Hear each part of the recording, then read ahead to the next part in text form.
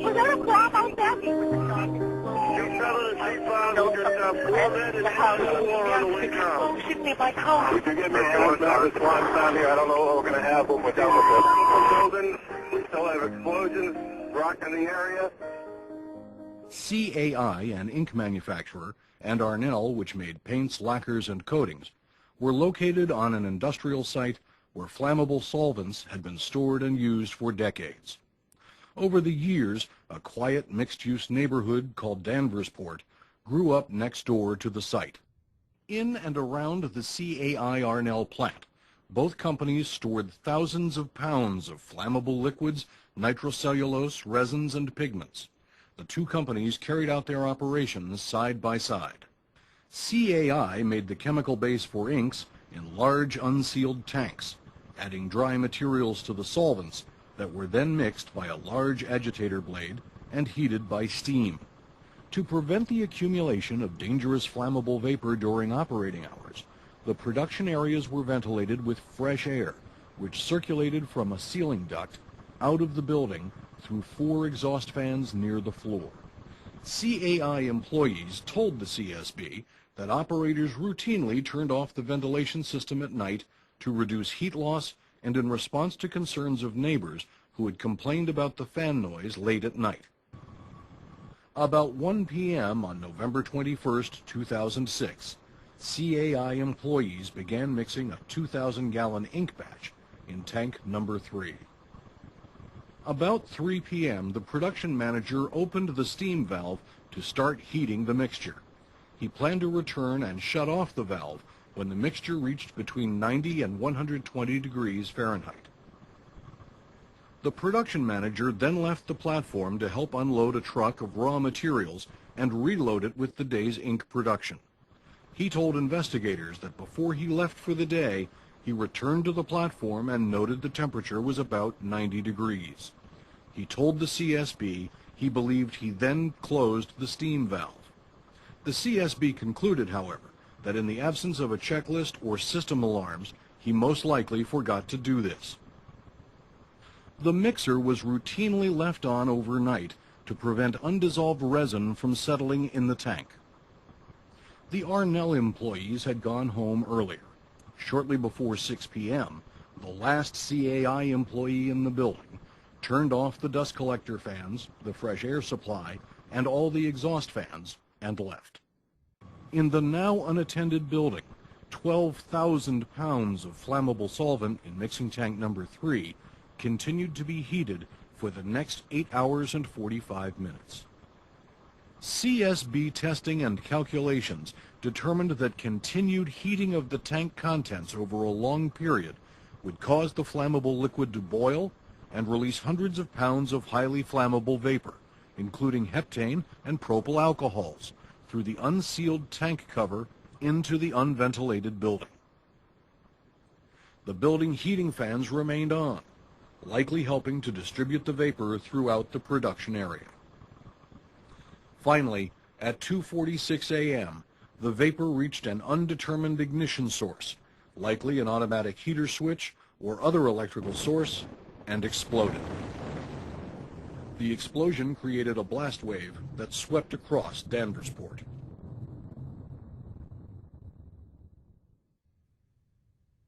Firefighters at the station a mile away heard the blast and described seeing a huge ball of fire over Danversport. We're going to plume of smoke and some light in the sky over in that area down the port. One of the first homes the blast wave hit belonged to David Marcoux at number 3 Bates Street, adjacent to the plant site. He was sound asleep when the blast tore out his bedroom balcony sliding glass doors, sending shards of glass flying across the room, some of it hitting him on the back of the head. I just remember being on my feet, looking around, and just being like, wow, it's really windy in this room. And then all I could see was fire in front of me. And, so hot and intense that I could feel it right on my face. I was feeling the heat. Mr. Marcoux escaped with a friend who was renting a room, rescued a neighbor, and as emergency responders arrived, was taken to a hospital for treatment of cuts and bruises. Photos he took later showed his bedroom with the door frame impaled in his ceiling. The blast made his home uninhabitable and had to be demolished and rebuilt. Command fire alarm. This appears to be the chemical building. We still have explosions, rock in the area, heavy volume of fire. Down the block at the end of Bates Street, Susan Tropiano and her husband John Lovett feared for the worst after the blast hit their home. My first thought that it had to have been a huge jet that had landed in the boatyard or something. And then we ran downstairs to get our son to make sure he was alive. He thought we weren't alive, so it was a little bit of a reunion there, knowing we were all alive. The family made it out of the house and joined the evacuation.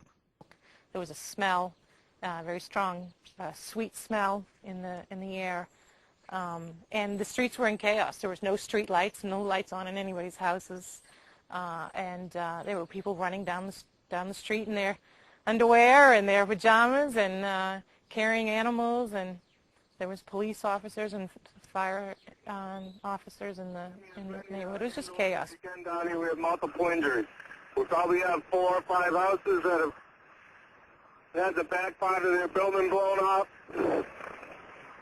and buildings across the street that have had all their windows blown out. Home after home was hit. Entire windows and doors with their frames were blown into houses. Ceilings collapsed on sleeping occupants. Appliances and cabinets were thrown about. Brick chimneys as far as 500 feet from the facility were heavily damaged. We still get some victims in these houses. We're going house to house. We're going to need some help down here. We got some elderly that can't get up the street. The Danvers Fire Department launched a comprehensive search and rescue operation. Officials ordered an evacuation of about 300 residents and 10 businesses. 800 feet south of the blast site, windows and doors were blown out of the New England Home for the Deaf, forcing an evacuation of 60 assisted living residents. Responders and residents helped rescue people from their homes and the nearby bakery, which was extensively damaged. The blast wave shattered windows and buckled doors and panels on vehicles as far as 300 feet away. The blast damaged boats in the marina. 46 Riverside Street was also in the path of the wave. So we thought, I mean, when I got thrown out of bed myself, I thought initially it might have been an explosion inside the house, a gas explosion. That's what it felt like. That's what it sounded like. It was deafening. At the same time, you realize, well, it can't be because I'm still here, right? Ed and Diane Sanborn remember their biggest concern was for their children. So I just ran and banged on my older kids' doors and told them to get out of the house, and went after my little one who had some stuff on him, a little shelf thing on him, and he was sort of holding on to his headboard and didn't want to come, so I was fighting with him to get him out of bed, and we all ran downstairs, and Ed was at the front door with my daughter, and the whole front door frame had blown in. Though the Sanborns' time away was shorter, many of the 77 families forced to relocate to temporary housing were away for long periods of time while their houses were repaired. 16 homes were damaged beyond repair. One of them belonged to Mark and Janet Lettish at number 12 Riverside. The front of their house took the brunt of the wave. There was an explosion, our windows blew in, and we're looking at a column of fire. By that time, Janet had, woken up, and we just said, I remember saying, oh my God, what the hell is going on? The force of the explosion blasted the entire window and frame into the bedroom, where the glass shattered as the ceiling collapsed. Because of the cold weather, the Lettishes, like many residents, slept with heavy bed covers, which shielded them from flying debris. The bedroom windows came flying in and landed on us, but we were underneath a comforter. It was like a science fiction movie. Like, as that was flying across, then it shattered into pieces, and then it landed on us. So there were these shards of glass everywhere. The Lettishes' house had to be torn down, but not before the couple walked with a video camera through their home of 25 years, recording the damage and strewn debris, including the kitchen clock, stopped at 2:46 a.m.